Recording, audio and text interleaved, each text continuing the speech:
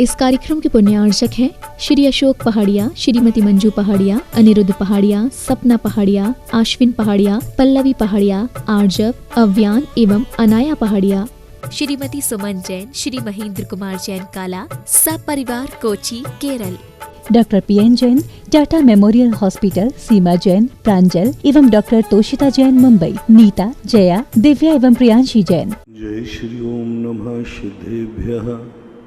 जय श्री ओम नमः सिद्धेभ्यः। जय श्री ओम नमः सिद्धेभ्यः। सर्वमंगलमांगल्यं सर्वकल्याणकारकं प्रधानं सर्वधर्माणां जैनं जयतु शासनं। जैनं जयतु शासनं। पंच परमेष्टि भगवान की जय। आचार्य श्री गुरुवर कुंद कुंद महाराज की जय। आचार्य श्री गुरुवर विद्यासागर महाराज की जय। परम पूज्य निर्यापक श्रवण मुनि श्री सुधा सागर जी महाराज की जय। परम पूज्य महापर्व की जय। परम पूज्य महासागर जी महाराज की जय। आचार्य संघ की जय। कभी कभी ऐसा होता है कि व्यक्ति के पास सब कुछ होकर के भी उसका उपयोग करना नहीं जानता, उपभोग करना नहीं जानता, क्योंकि लाभांतराय कर्म का क्षोभसम अलग चीज है और भोगांतराय कर्म का क्षोभसम अलग चीज है। किसी व्यक्ति का लाभांतराय कर्म का क्षोभसम इतना तीव्र होता है कि जो चाहे वह वस्तु मिल जाती है, लेकिन भोगांतराय कर्म के उदय के कारण से वह उस वस्तु का भोग नहीं कर पाता, उपयोग नहीं कर पाता। अपरंपार कई लोगों को इतने बड़े घर में जन्म लेते हैं जहाँ संसार की हर वस्तु मिल जाए, लेकिन वो मंद बुद्धि हो जाते हैं। ज्ञानावरणी कर्म का क्षोभसम इतना हीन हो जाता है। बड़े आदमियों के जो बच्चे जन्म लेते हैं, अंधे, गूले, लंगड़े, क्या बात, उनमें ऐसी स्थिति क्या हो गई? सब कुछ है लेकिन मंद बुद्धि जन्म गया। ज्ञानावरणी कर्म का क्षोभसम होता तो राज्य करता। बड़े आदमी के यहाँ जन्म करके अल्पायु पाई, कैसे पाई? बड़े आदमी के यहाँ इसने जन्म लिया, इसका अर्थ है कि इसने दान तो बहुत दिया है, लेकिन वह दान का सही उपयोग नहीं कर पाया, सही जगह दान नहीं दे पाया, अपनी बुद्धि से विचार नहीं कर पाया, इसलिए मिल तो गया लेकिन वो उसका मालिक नहीं बन पाया। इसी प्रकार कई लोगों को हमने देखा है, बड़े बड़े लोगों के यहाँ जन्म गया एक अंधा व्यक्ति, दर्शनावरणी कर्म का क्षोभसम इतना निम्न कि वो जन्म से अंधा हुआ। ऐसे लोग देखे हमने, तो सब कुछ उनके पास है लेकिन अशाता कर्म का उदय है, भोगांतराय कर्म का उदय है, रोटी भी नहीं खा पा रहा। ऐसी बीमारियां लगी हैं कि दवाई के अलावा कुछ है ही नहीं। ऐसा क्यों हो रहा है? ऐसी क्यों स्थिति बन जाती है? और कई लोग तो ऐसे ऐसे लोग होते हैं, बहुत बड़े अरखनाने में जन्म ले लिया, लेकिन ऐसी कर्म की स्थिति बनाई उन्होंने, ऐसे कर्म के नाम कर्म विपरीत मिल गया।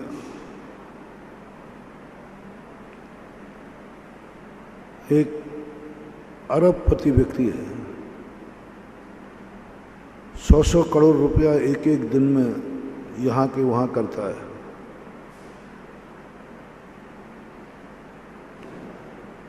हमारे भक्तों में ही है, 100 करोड़ रुपया इधर उधर कर देता है एक एक दिन में। लेकिन दुर्भाग्य देखो, उसका बच्चा जो है वो पागल है, हाथ पैर टेढ़े हैं, न चल सकता है, न बोल सकता है, न सोच सकता, कुछ भी नहीं कर सकता। उसका पुण्य देखो कितना है, नौकर लगे हैं उसको हाथ में उठाने के लिए, उसकी गंदगी साफ करने, सब कुछ। कोई भी इतना वीआईपी है, उसको एक गाड़ी है, बहुत बड़ी गाड़ी, सब कुछ है, लेकिन मंदबुद्धि है, विकलांग है। देख करके मुझे आया, इसने कितना पुण्य किया कि जो बड़े आदमी के यहाँ पैदा हुआ, लेकिन कितना पाप किया कि सब कुछ होते हुए भी, सब कुछ होते हुए भी किसी का भी उपयोग नहीं कर पा रहा, उपभोग नहीं कर पा रहा। इसके लिए जैनाचार्यों ने कहा, तुम्हें एक ही दिशा में कार्य नहीं करना है, तुम्हें 8 कर्मों को संभालना है। जब तक 8 कर्म अनुकूल नहीं होंगे, एक पेपर में पास हो जाने से कोई पास नहीं हो जाएगा। एक पेपर में डिक्टेंशन भी ले लोगे तो भी फेल ही मानेगा। कई बार अपन लोग भी ऐसे ही करते हैं। धर्म क्षेत्र में भी हम किसी क्षेत्र में इतना प्राप्त करेंगे, इतना प्राप्त करेंगे। कई लोग स्वाध्याय में खूब मन लगाते हैं, ज्ञान में उनकी इतनी रुचि है, तो वे आगे जाके पंडित तो बनेंगे, लेकिन किराए के मकान में रहेंगे। आप इन विद्वानों को देखा ना, मैंने सबका चिंतन किया, और ये लोग आरोप लगाते हैं कि सरस्वती और लक्ष्मी ये दोनों सौतन हैं, सौतन। जहाँ सरस्वती है वहाँ लक्ष्मी नहीं, जहाँ लक्ष्मी है वहाँ सरस्वती नहीं। पर मैंने तो जब इनकी बल्दियत पढ़ी तो ये दोनों सौतन नहीं है, दोनों बहनें हैं। दोनों बहनें हैं, सखी सहेली हैं। इन दोनों का ऐसा गठबंधन है, जब स्वर्गों की व्यवस्था मैंने देखी, लक्ष्मी और सरस्वती एक साथ रहती है। देवताओं सौधर्मेंद्र में,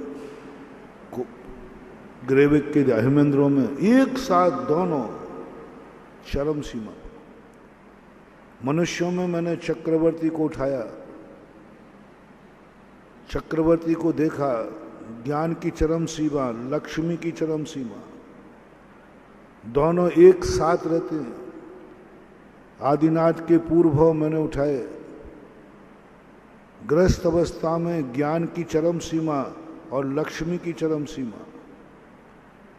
श्रीसेन चक्रवर्ती का जीवन देखो, पंडितों में पंडित था और लक्ष्मी का अपरंपार था। तो ये सब बातें कहना, सरस्वती के दो रूप, एक धार्मिक और एक लौकिक। लौकिक सरस्वती तो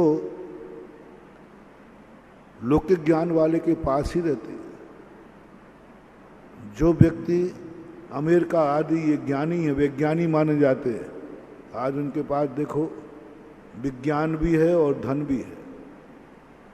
सबसे ज्यादा आप अमेरिका को वैज्ञानिक कहते हैं, लौकिक सरस्वती उनके पास है और लक्ष्मी भी उनके पास है, दोनों के दोनों उनके पास है, एक नहीं है। बड़े बड़े ज्ञानी पुरुषों को हमने देखा, दोनों रहते। तो ये मिथ्या धारणा है तुम्हारी कि लक्ष्मी और सरस्वती दोनों सौतन हैं, एक साथ नहीं रहती है। बहुत बड़ी बात, सब तरफ से मैंने दुनिया में देख लिया। भूल तुम्हारी है कि तुम ज्ञान तो इतना करते हो, इतना कर लिया, इतना किया कि दिन रात स्वाध्याय स्वाध्याय स्वाध्याय स्वाध्याय। आज भी कई लोग दिन भर स्वाध्याय करते, पढ़ते रहते, पढ़ते रहते और बड़ी रुचि रहती। पूजा में मन नहीं लगता, आहार देने में मन नहीं लगता, दान देने में भाव नहीं होते,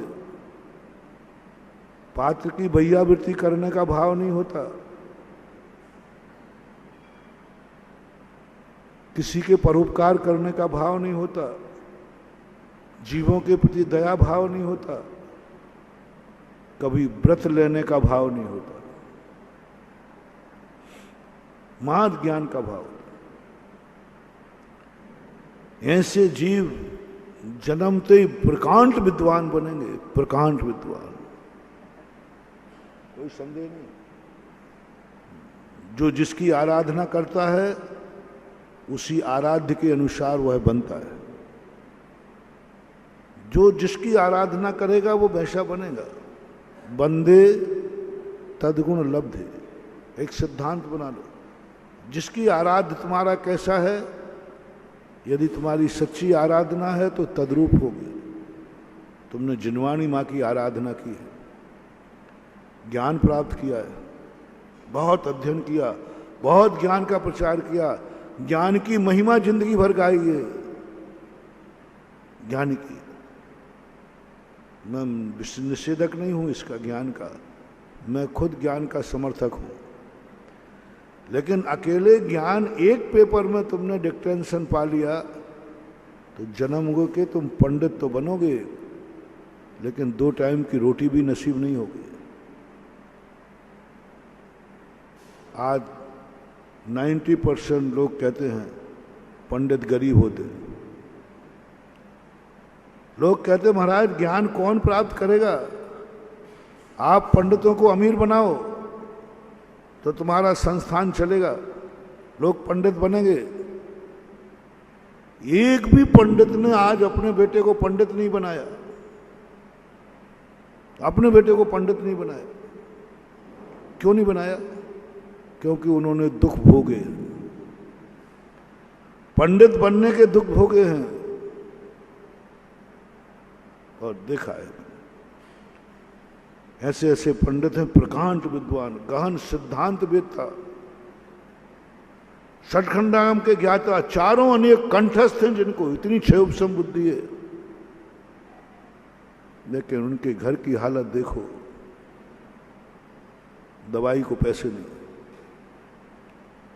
बच्चे को पढ़ाने के पैसे नहीं, क्या दशा हो। मैंने सोचा इतना बड़े विद्वान की ये दशा कैसे, तो शास्त्र खोजने से पड़ा इसने जिंदगी में एक ही पेपर दिया है, ज्ञान। ज्ञान मिल गया, जो भोगे वो मिलेगा, जैसा भोगे वैसा पाओगे, ज्ञान मिलेगा। ऐसे ऐसे हमने देखे हैं धनवान जिनके धन अपरंपार है, बुद्धि कुछ भी नहीं, कुछ भी बुद्धि नहीं, 8वीं पास भी बड़ी मुश्किल से किया। एक बड़े आदमी का बच्चा था, 7th क्लास की बात है, और बड़े आदमी का बच्चा था तो मास्टर को पास तो करना ही था, फेल नहीं करता। मास्टर ने उसने कहा कि भाई तू इतना कर दे पहले बोर्ड पर पेपर लिखे जाते थे, ये छापे के पेपर नहीं थे। बोर्ड लगता था, बोर्ड पर प्रश्न लिख दिए जाते थे और उत्तर देना पड़ता था। हर व्यक्ति प्रश्न बोर्ड पर सुधा। मास्टर ने ये कहा कि तुम ये जो बोर्ड पर लिखा है तो इसी को ज्यों का त्यों पेपर में उतार दे तो मैं पास कर दूंगा। दो पेपर को नहीं उतार पाया। अब धन दौलत बहुत है, बुद्धि नहीं है। ऐसे व्यक्ति ने दान खूब दिए हैं, खूब दान दिए हैं, लेकिन कभी ज्ञान की आराधना नहीं की। ज्ञान की आराधना कभी उसके मन में ये नहीं भाव आया कि मैं दो शब्द कम से कम नमोकार मंत्र का अर्थ तो समझ लूं, कम से कम 24 भगवानों के स्वरूप तो समझ लो, फर्स्ट एड का पहला भाग दूसरा भाग तो पढ़ लो। ऐसे व्यक्ति धनवान होंगे लेकिन बुद्धिहीन होंगे, कुछ भी ज्ञान नहीं होगा उनको। लौकिक ज्ञान की भी उन्होंने आराधना नहीं की। बड़े आदमी सुने खान खोलकर, तुम बड़े बड़े दान सब दे रहा, तुम दोगे, तुम्हारा बेटा देगा, तुम्हारा पिता देगा, लेकिन तुमने पढ़ाई पे ध्यान नहीं दिया। लौकिक पढ़ाई की आराधना नहीं की।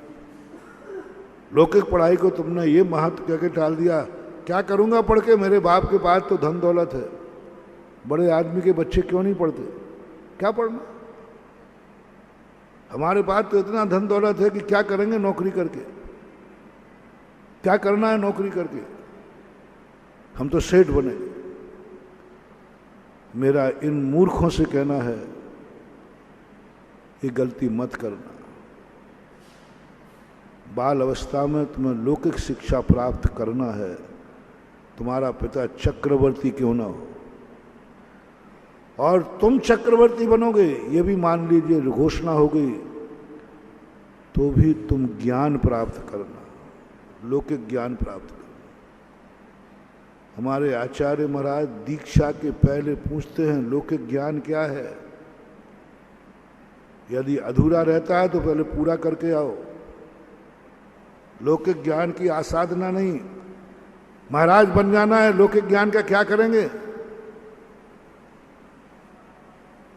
हमें चक्रवर्ती पद पर बैठना है, लौकिक ज्ञान का क्या करेंगे? नौकरी थोड़ी करना है। ये इतनी बड़ी भूल है, आचार्य से कहते नहीं करना। लेकिन तुम्हें मुनि बनने के बाद मोक्ष भी नहीं मिलना, केवल ज्ञान भी नहीं मिलना। मर करके जाओगे, वहां जन्मते ही बड़े आदमी को तो जन्मोगे, लेकिन मूर्ख जन्मोगे, कुछ भी तुम्हें ज्ञान नहीं होगा। इसलिए हर अमीर आदमी के बेटे से मेरा कहना, गरीब के तो पढ़ते ही, गरीब को तो मैंने बता ही दिया तुम्हें। अमीर की बात कर, अमीर आदमी क्यों इतना जरूर पढ़ना, पूरी ताकत लगा के चलना, गरीब के समान पढ़ना, पूरी पढ़ाई करो, लौकिक पढ़ाई, उसका सम्मान करो, उसकी इज्जत करो, उसको समय दो, उसको रुचि से पढ़ो। इसलिए नहीं कि तुम्हें नौकरी कराना है, इसलिए कि चक्रवर्ती बनने के बाद भी तुम्हारे पास बुद्धि होना चाहिए राज्य चलाने के लिए, जरूर। और यदि धार्मिक दृष्टि चाहते हो तो सारे धनवानों से मेरा कहना है, धनवानों से मेरा कहना है, थोड़ा 10 मिनट स्वाध्याय किया करो। मैंने जब सोचा कि 6 आवश्यकों में स्वाध्याय क्यों रखा है इसको, दान से धन बढ़ता है, पूजा से वैभव बढ़ता है, ये स्वाध्याय से क्या करना है? नहीं, स्वाध्याय से ज्ञान का क्षेत्रफल बढ़ता है। इसलिए हर धनवान व्यक्ति को सरस्वती की आराधना करना है, स्वाध्याय करना है, और हर गरीब आदमी को, हर गरीब आदमी को, जितने वर्तमान में मेरे संस्थान के बच्चे, मैं सबसे कहता हूं, पंडितों की दशा देखकर जो मैंने शोध किया है, हर पंडित 2 पैसे के लिए मर रहा है, इतना गरीब कि किताबें बेच बेच के खा रहा है। क्या कहें, वेदना होती। किताबें की टीका लिख करके पैसे की रोटी खा रहा है, शास्त्र लिख करके बेचता है, रोटी खा रहा है। मैंने एक ऐसे पंडित को देखा जो प्रकांड विद्वान, संस्कृत की टीका लिख लिख करके बेच रहे हैं। दूसरे दर्शनकारों की टीका कर देते हैं, अपना नाम गायब करते, तुम तो रोटी दे दो घनी खम्मा आ। पंडित होकर के ज्ञान बेच रहा है, किताबें बेच रहे हैं। यहां तक कि यहां से हम लोग किताबें भेंट में आते हैं, वो भेंट की किताबें बेच के रोटी खा रहे हैं। लाइब्रेरी बेच देते हैं। अब वो उनकी कुछ एक किताब भी नहीं खरीदी, सारी किताबें कहां से आई हैं? भेंट में आई हैं। सारी किताबें भेंट में आई।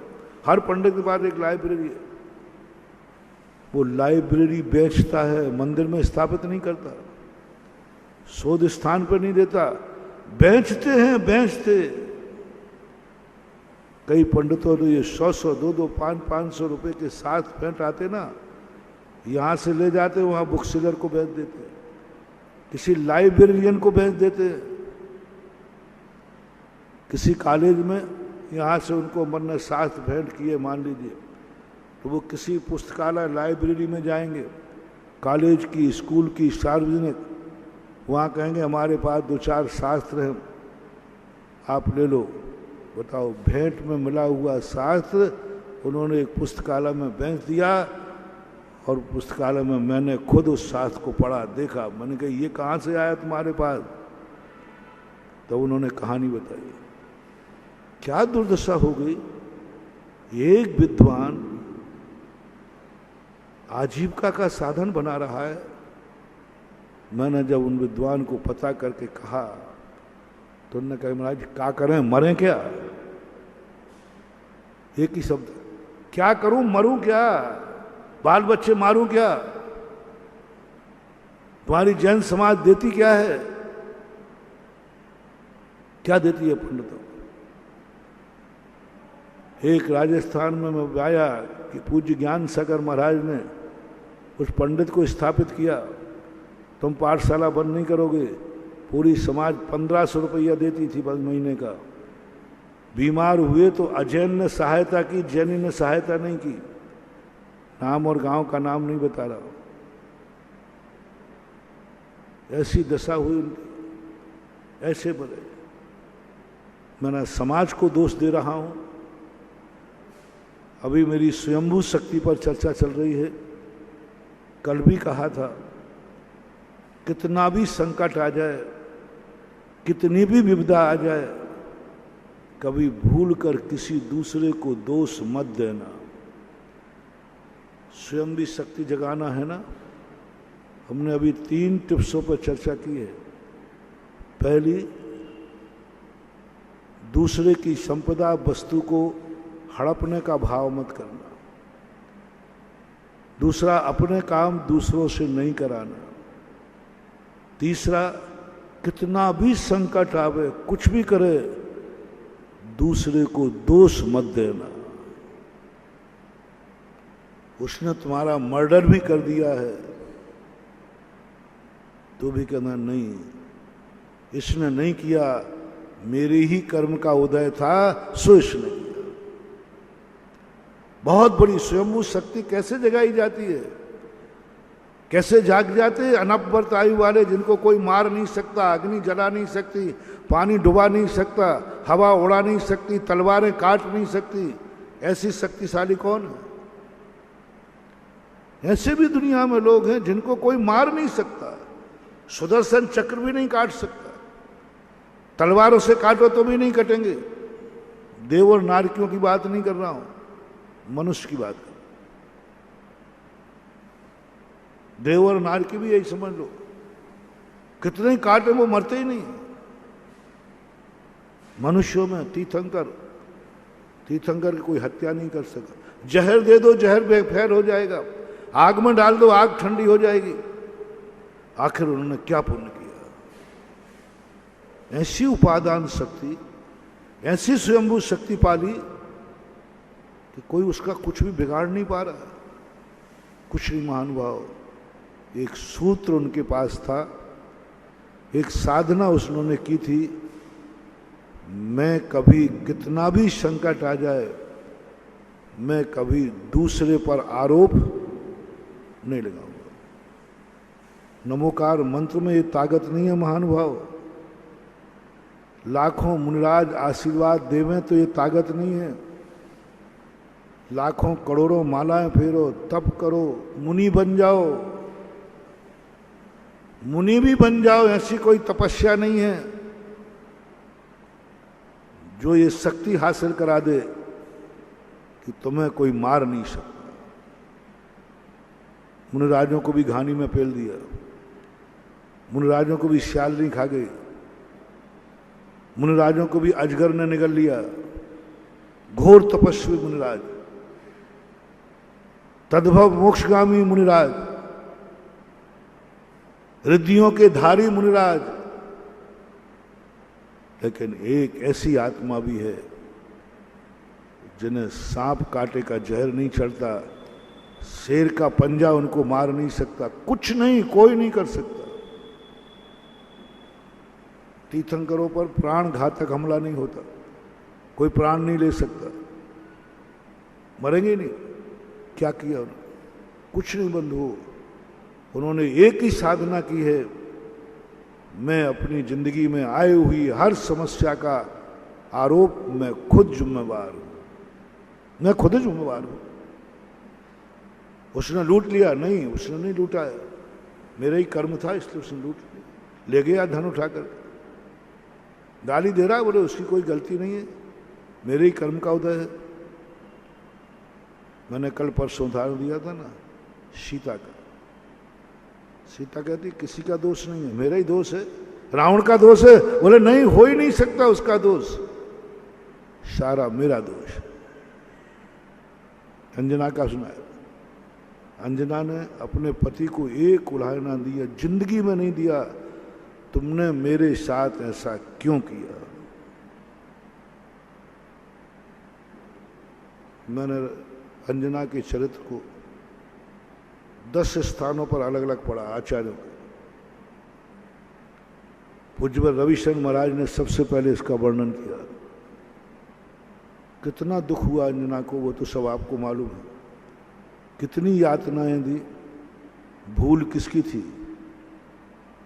100% पवनंजय की, 100%। जाने बिना समझे बिना, और शक कर लिया उसको। ये दूसरे की प्रशंसा क्यों सुन रही है? और वो इसी में लीन थी। अब देखना कितना उल्टा हुआ।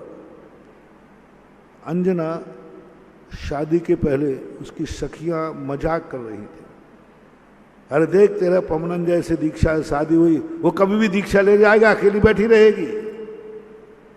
फलाने राजकुमार से तेरी शादी हो जाती तो राज करती राज। अब अंजना तो पवनंजय के चिंतन में लीन है कि मैंने कितना पुण्य किया, पवनंजय से मेरी शादी हो रही, उससे शादी हो रही जो इसी भाव में मोक्ष जाएगा। वो तो उसमें लीन हो गई, उसको होश नहीं कि सखी क्या कह रही है, पता नहीं सखी क्या, उसने सुना ही नहीं। इधर भाई साहब पवनंजय झरोके में बैठे, इतना चाहते थे उसको। आज जैसा जमाना नहीं था पहले कि शादी के पहले तुम्हें घूमना भी मिल जाएगा। क्या प्री वेडिंग बोलते, क्या बोलते, उस समय नहीं था। पवनंजय की जब पिताजी ने शादी की, 2 पिता मिलकर के शादी कर देते थे। पवनंजय ने जब अंजना का वर्णन दूसरे के मुखों से सुना, दोस्तों से, यार तेरी तबीयत बहुत बड़ी पुण्यवान है, अंजना मिलेगी, ऐसी रूप राशि, ऐसा सौंदर्य। पवनंजय तड़प उठे। विद्याधर तो थे ही। दोस्त प्रहस्त से कहा, प्रहस्त उनका एक जिगरी दोस्त है, कैसे करे कि शादी के पहले मुझे एक बार उसके दर्शन करा दे। उनका पागल हो गया, ऐसा जाए? बोले पागल नहीं, जो कहना हो क्या, तू दर्शन करा। तो विद्याधर के माध्यम से रूप बना करके अंजना जहाँ रहती थी, झरोके में जो वेंटिलेशन होता ना, वहाँ से देखा। देख करके देखता, वस्तुतः जैसा सुना था उससे ज़्यादा है। लेकिन अहंकारी व्यक्ति, कान में शब्द पड़ा, सखी क्या कह रही है, और ये मना नहीं कर रही है, ये बोल नहीं रही है। इसका अर्थ है कि इसके मन में भी मेरे प्रति भाव नहीं। ये क्यों प्रतिका? सखी जब बार बार कह रही है कि फलाना राजकुमार, तो उसको कहना चाहिए नहीं, कोई नहीं, मेरा तो पवनंजय है। लेकिन उसको होश ही नहीं था, वो तो इनके ध्यान में लीन थी। पवनंजय ने शक कर दिया और कहा इसकी ऐसी दशा करूंगा कि कहीं के नहीं रहने दूंगा। शादी की चाहता तो उसी दिन त्याग कर सकता था, पिताजी से कह सकता था कि मुझे वो शादी मंजूर नहीं है, लेकिन कसाई के लिए अभी कह दूंगा तो इसकी शादी दूसरी जगह हो जाएगी। इसको ऐसे तड़फाऊंगा, शादी करने के बाद दरवाजे पर प्रवेश करते कहता मैं अंजना का परित्याग करता हूं। अब इसमें बताओ भैया किसकी गलती है? पवनंजय की। दूसरी बार जब मिलन की बात आई, चोरी छुपे मिले 22 साल के बाद, गलती पवनंजय की है, एक भी गलती अंजना की नहीं। लेकिन मैं जो प्रसंग कहना चाहता, स्वयंभू शक्ति तुम्हें प्राप्त करना है, बहुत गौर से तुम पढ़ ला। 22 साल के बाद जब मिले, एक शब्द तो बोलती, तुमने ऐसा क्यों किया, क्यों किया ऐसा तुमने? पहले इसका जवाब दो। नहीं पूछा, आवाज भी नहीं, भाव महसूस भी नहीं होने दिया। क्यों? उसने कहा जो कुछ हुआ सब मेरे कर्म से हुआ। क्या सोचा अंजना ने? इसने तो मुझे ही अलग किया है, हमने तो एक भक्त से भगवान को अलग किया था। अब देखना, सोच देखना कहां पहुंच गया। क्यों नहीं कहा उसने? क्यों? कहना तो चाहिए, इतना तो कह ही सकती थी। नहीं, मैंने एक मेरा पाप, मैंने तो भगवान को अलग किया था भक्त से, कसाई के कारण। इसने तो मुझे ही किया है, सब गलती मेरी है। सती सीता ने नहीं कहा। लक्ष्मण जब उनको छोड़ने गए, उलाहना तो दे दो, कुछ तो कहो। नहीं, कुछ नहीं। लक्ष्मण ने भैया को बड़ा भला कहा, भैया ने ये ठीक नहीं किया। लक्ष्मण से सीता कहती है, लक्ष्मण किसके संबंध में बोल रहे हो? राम के संबंध में तुम उंगली उठा रहे हो? जब लक्ष्मण और कृतांत वक्र दोनों में से कोई दोनों पद मिलते हैं, दोनों के दोनों कहते नहीं, तुम बहुत बड़ी भूल कर रहे हो। रामचंद्र जी जैसे से कभी गलती हो ही नहीं सकती। अरे सामने गलती दिख रही है, गर्भवती अवस्था में जंगल में छोड़ दिया।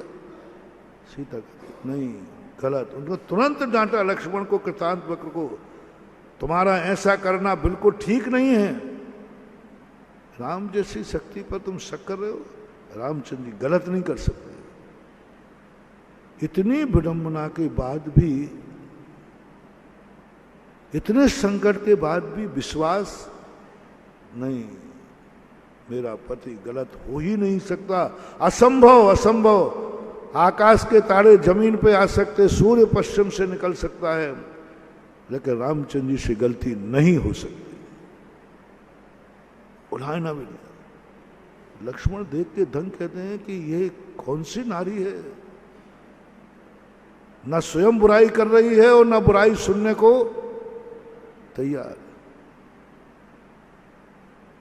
क्या संदेशा दिया? मुझे छोड़ दिया ये तुम्हारी गलती नहीं है, कहीं दूसरे के कहने पर धर्म मत छोड़ देना, बस यही चिंता है। उपादान दृष्टि जागी, ऐसी शक्ति जागी कि उस दशा में भी, जंगल में भी उसने अपने जीवन की रक्षा की। जितने महापुरुष उठाओ, जितने महापुरुष, साधु लोगों पर इतना उपसर्ग होता है, वो उपसर्ग करने वाले से द्वेष क्यों नहीं करते, भस्म क्यों नहीं कर देते, उसको बद्दुआ क्यों नहीं देते? दिगंबर जैन साधु में इतनी ताकत है कि एक सामायिक में अपने दुश्मन का बुरा विचार लें, उसका नाश हो जाएगा। इतनी ताकत है। आज भी दिगंबर मुनि के पास आज भी इतनी शक्ति है कि वो अपने दुश्मन के संबंध में एक बार ध्यान कर लें, उसका नाश होना चाहिए, हो जाएगा। इतनी ताकत है। बड़े बड़े महाराजों में, शास्त्रों में पढ़ो, इतनी ताकत थी पारसनाथ के पास, कमर को कीलित कर सकते थे। मात एक आंख उठा के देखते, खबरदार यदि कदम आगे बढ़ाया तो कमर कीलित हो जाता। इन 700 मुनियों के पास इतनी शक्ति थी कि वो कुछ भी कर सकते। 500 मुनि रिद्धिधारी है, लेकिन नहीं, कुछ दुश्मन का भी कुछ नहीं बिगाड़। यशोधर महाराज के गले में सांप डाला रात भर, चाहते तो वो शरणक को वहीं कीलित कर देते। बोले शरणक की कोई गलती नहीं, गलती मेरी है, जे कर्म पूरब किए हैं खोटे। कल की बात याद करो, बहुत बड़ा मंत्र दिया था महानुभाव, बहुत बड़ी ताकत। मुझे तो ये मंत्र नमोकार मंत्र से भी अनंत शक्ति संपन्न है। नमोकार मंत्र तुम्हें अमर नहीं करेगा, संकल्प करो।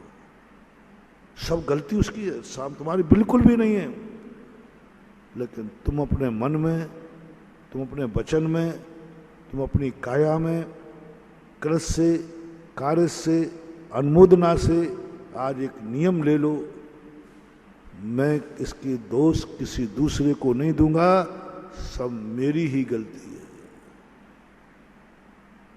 आज की नहीं है, कल की होगी, पर है तुम्हारी गलती।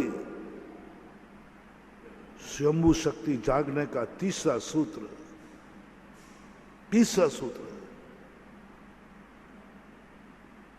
करके देखो। 6 महीने करके देखो, 6 महीने करके देखो, किसी को भी नहीं, कोई कितना भी करे, किसी को दोष मत देना, सब अपने ऊपर।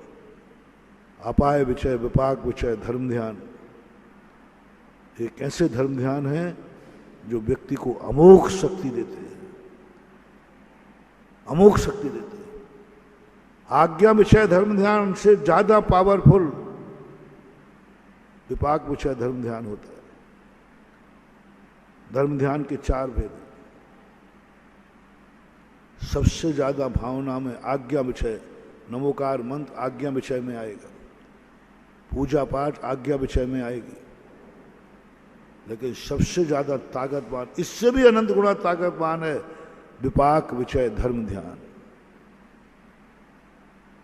चिंतन करो, कर्मों का चिंतन, कर्म का चिंतन, सब चीज में अपने उपादान में लाओ, मेरा कर्म, मेरा कर्म, मेरा कर्म, बस मैं के अलावा कुछ नहीं। इससे भी ज्यादा अनंत गुणा ताकतवान है अपाय विषय धर्म ध्यान।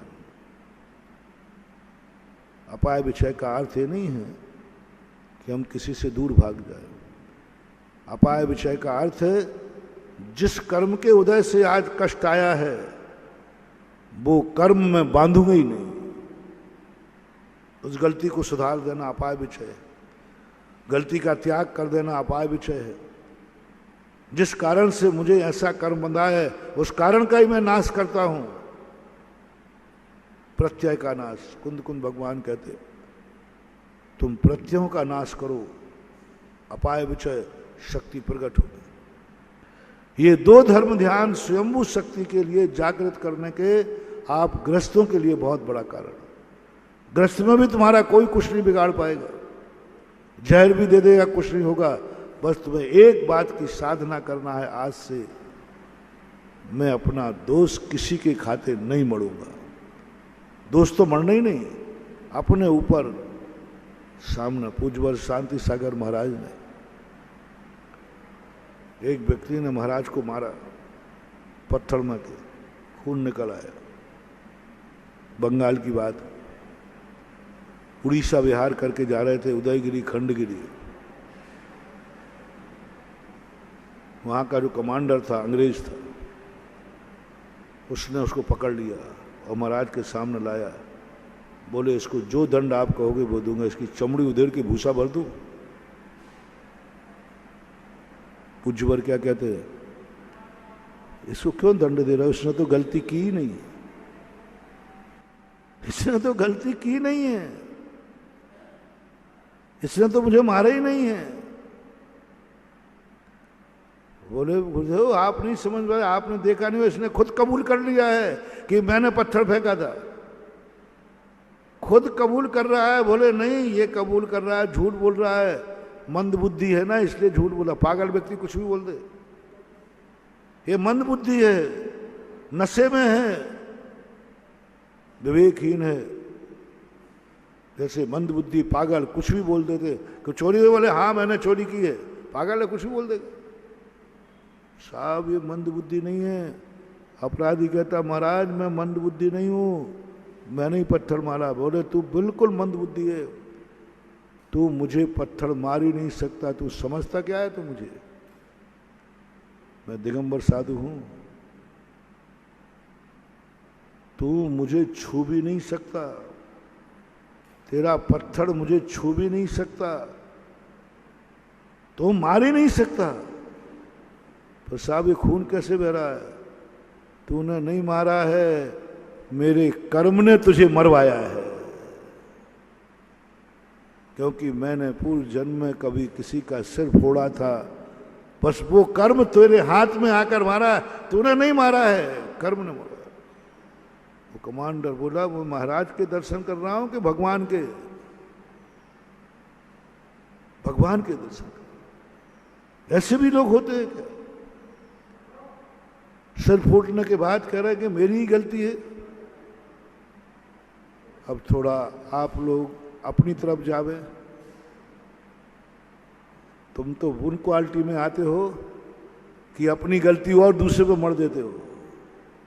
गलती स्वयं ने की, वो मर दोगे, वो तो उसने ऐसा किया तो मुझे महाराज देखो आपको मालूम, मुझे तो गुस्सा कभी आता ही नहीं, मालूम आपको, वो तो एक गाली दे रहा है इसलिए गुस्सा आ गया तो मैंने भी झापड़ मार दिया। अरे भाई आप लोग कहते हो झापड़ मार देते हो, महाराज जी आपको मालूम मैं आपका भगत हूं,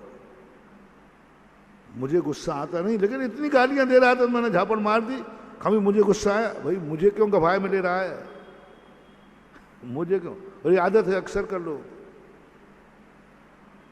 वहां पर स्वयं चिंतन करो, किसने गाली दे नहीं सकता, अमोघ शक्ति स्वयंभू शक्ति प्रकट हो। इसका विस्तार से मैंने कल परसों 2 दिन में बताया, आज तो इसका तुम्हें एक नतीजा बता रहा हूं कि तीर्थंकर मात्र एक चिंतन करते 10-10 भाव से।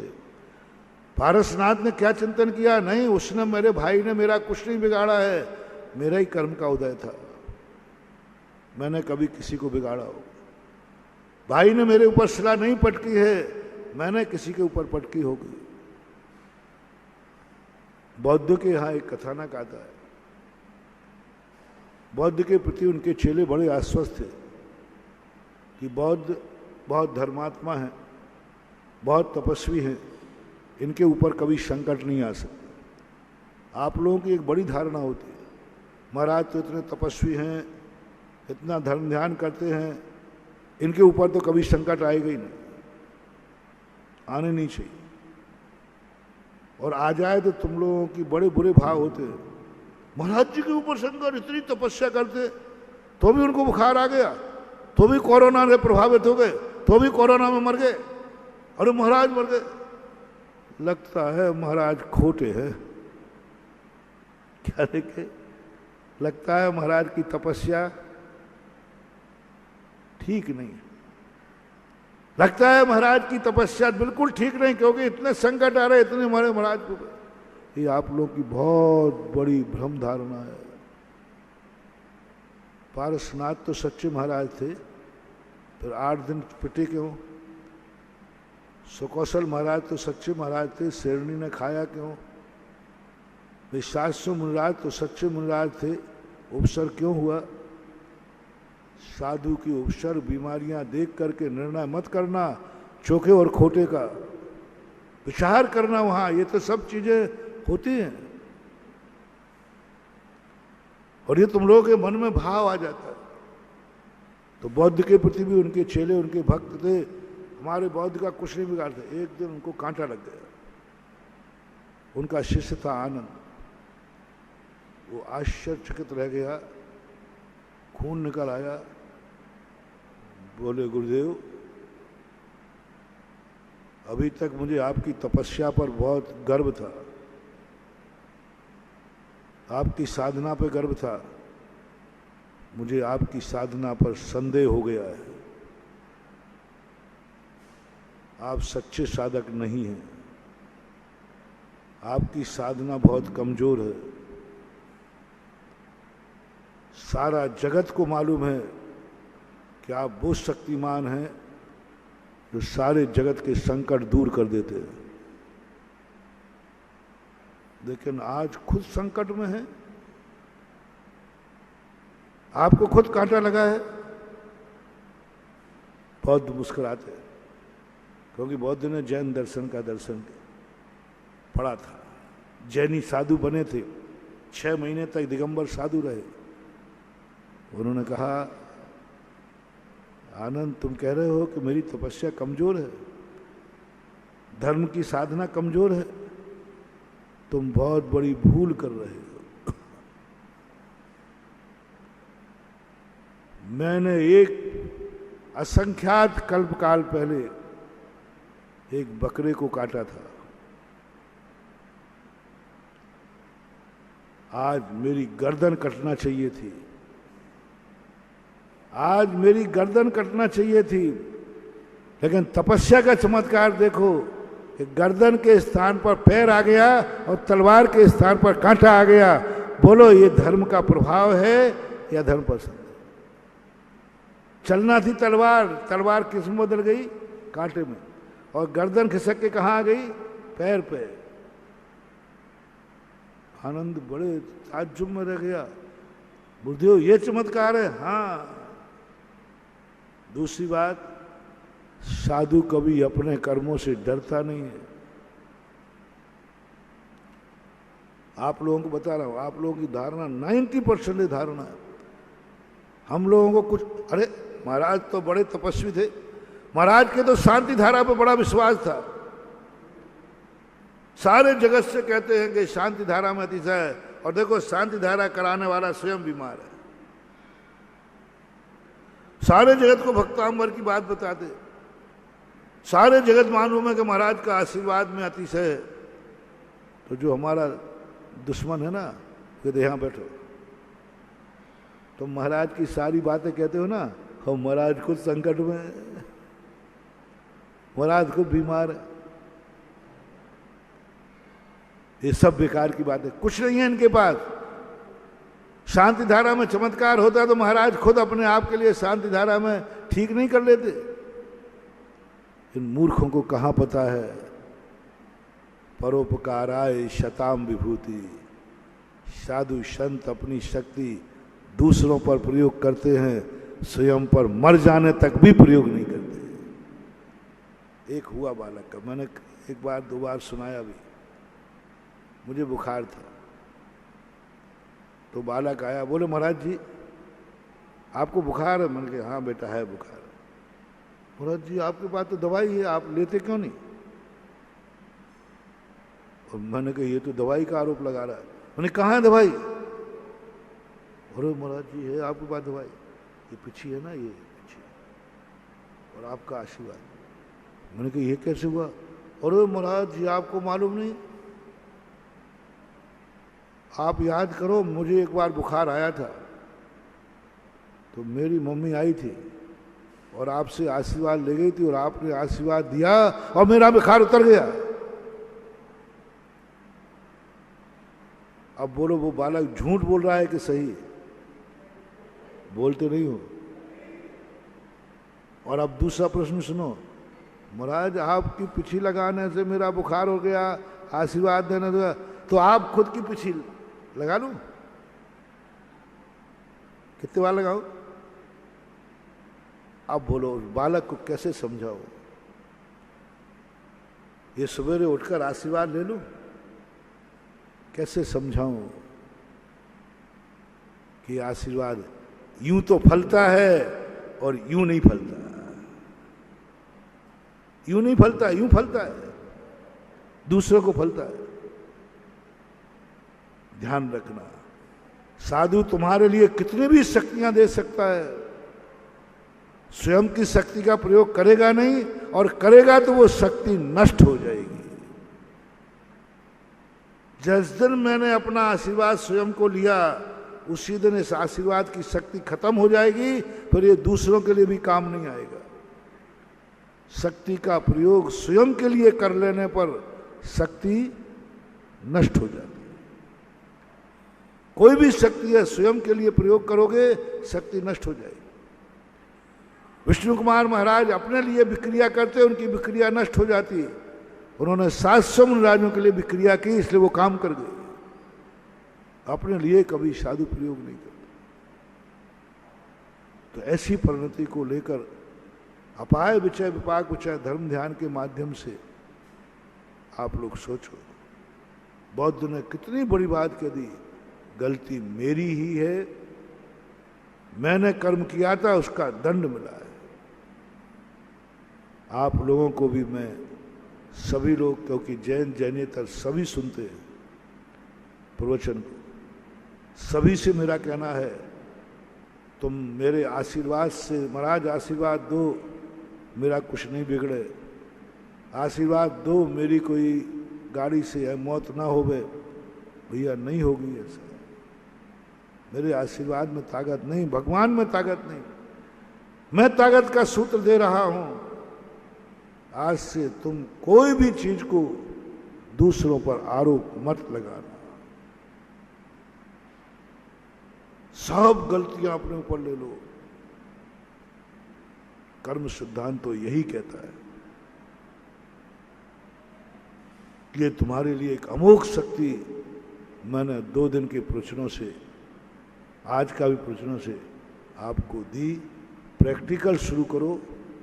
अभी अपनी स्वयंभू शक्ति जागृत होने के बहुत सारे, अभी जो प्रवचन में प्रारंभ में कहा था ना कि कुछ लोगों के ऐसे कर्म के उदय हैं जो ज्ञान है लेकिन धन नहीं है, इस संबंध में अपन कल विचार और आएगा ध्यान में, तो करेंगे। महावीर भगवान की।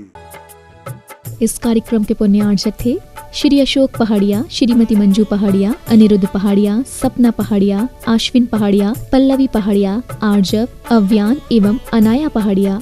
श्रीमती सुमन जैन, श्री महेंद्र कुमार जैन काला, सब परिवार Kochi, Kerala. Doctor PN Jain, Tata memorial hospital, Seema Jain, Pranjal एवं डॉक्टर तोशिता जैन मुंबई। नीता, जया, दिव्या एवं प्रियांशी जैन।